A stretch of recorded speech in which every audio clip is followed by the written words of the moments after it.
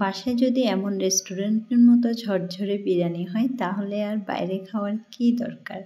তো আজকে আমি বানিয়ে ফেললাম হচ্ছে মাটন দম বিরিয়ানি। তো মাটন দম বিরিয়ানিটা আমি একদম দমে দেওয়ার জন্য প্রায় রেডি করে ফেলেছি। এখানে আমি মাটন ম্যারিনেট করার সময় কি দিয়েছি সেটা এখন মুখে বলে দিচ্ছি। আসলে আমি আগে রেডি করে ম্যারিনেট করে রেখেছিলাম কয়েক ঘন্টা। তো এদিকে হচ্ছে আমি কয়লাটাকে একটুখানি জাস্ট জাল করে নিচ্ছি, যাকে স্মোকি ফ্লেভার দিব।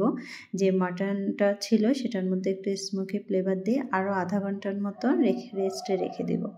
তো এখানে আমি টক দই, যত শুকনো মশলা আছে, গোলমরিচ, লবণ, হলুদ, জিরে, আদা সব কিছু দিয়ে ভালো করে মাংসের একটা মশলা দিয়ে টমেটো সস, বাদাম বাটা সব কিছু যা যা আমি দিই সব কিছু দিয়ে এখানে ম্যারিনেট করে রেখেছিলাম প্রায় 2 ঘন্টা।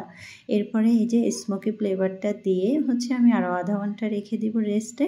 আর এটা হতে হতে আমি এখন হচ্ছে চালটা একটু বয়েল করে নেব। একটু জাল হয়ে উঠলে আমি চালটা নামিয়ে ফেলবো, একদমই ফুটাবো না, জাস্ট 70% মতো রেখে দিব। তো এদিকে হচ্ছে আমি একটু নুন, তেজপাতা, লং, গোলমরিচ, কিছু শুকনো উপকরণ দিয়ে দিলাম জলের মধ্যে। আর ভাতটাকে এখন হচ্ছে রেখে দিলাম ঝরঝরে করার জন্য। আর এদিকে হচ্ছে আমি পাত্রটাতে বসিয়ে একটু ঘি দিয়ে দিলাম, যেহেতু নিচে আমি একদম কাঁচা দিব সেজন্য একটু তেজপাতাও দিয়ে দিচ্ছি। যখন মাংসটা প্রায় হয়ে আসবে বিরিয়ানিটা, তখন যাতে নিচে না লাগে একদম, তো সেজন্য এই তেজপাতাটা দিচ্ছি, যাতে একটু সাপোর্ট তো অন্তত পাবে। বেশিরভাগ সময় হচ্ছে আমার লাগে না, তারপরে আমি দিয়ে রাখি যাতে দুইটাই কারণ, একটা হচ্ছে একটা ফ্লেভার আসে তেজপাতার, যেহেতু এটাও একটা মশলা। তো আর এরপরে হচ্ছে মাংসটা নিচ থেকে একটু লাগে কম, যেহেতু আমাদের একদম তলাটা একদম খালি থাকবে, মানে পুরোই আগুনের উপরে থাকবে, সেজন্য হয়তো লেগে যাওয়ার চান্স থাকে। তো এদিকে আমি মাটনটা পুরোই ঢেলে দিয়েছি, যেহেতু এটা পুরোই কাঁচা, জাস্ট ম্যারিনেট করা ছিল কয়েক ঘন্টা। তো এটা আগে দিয়ে সুন্দর করে একটা লেয়ার করে নিচ্ছি। দমটা আমি বরাবরই এভাবেই করি, আর আমার এই দম বিরিয়ানিটাই সবচেয়ে বেশি ভালো লাগে আর করতে অনেক ইজি লাগে। কিছুদিন আগে আমাদের বাসায় গেস্ট আসছিল, সেদিন হচ্ছে আমি এই বিরিয়ানিটা করি। তো এই বিরিয়ানিটা যখন করতে যাই তখন হয়তো আমার ভয় লেগেছে, এতদিন তো আমি নিজের জন্য করেছি কিন্তু সবার জন্য হয়তো করা হয়নি, তো আজকে ফার্স্ট টাইম সবার জন্য করতেছি।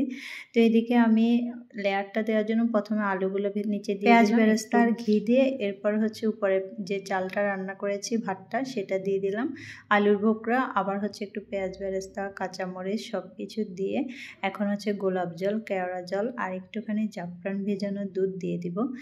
যেহেতু ম্যারিনেট করার সময় আমি পুরো তেলের উপরে ম্যারিনেট করেছি, তো এখন আর কোনো তেল দেব না, জাস্ট ফ্লেভারের জন্য ঘি দিব। আর এই পুরো দুধের উপরে রান্নাটা হবে।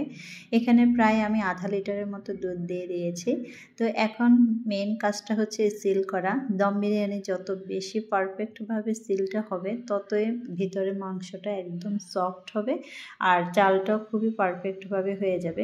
যেহেতু আমি চালটা 10% জাস্ট সিদ্ধ করেছি আর বাকি 90% এখন এটা বয়েল হবে মাংসের সাথে, না হলে একদমই নরম হয়ে যাবে যদি বেশি সিদ্ধ করে রাখি আগে থেকে। তো সেজন্য একটুখানি জাস্ট বয়েল করেছি।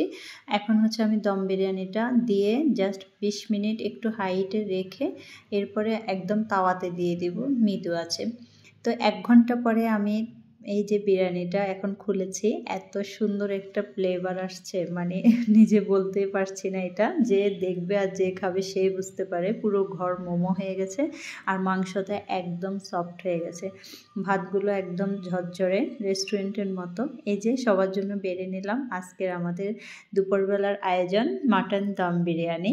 তো সবার কেমন লাগলো একটু কমেন্টস করে জানাবেন। আজকের মতো এই পর্যন্তই, বাই বাই।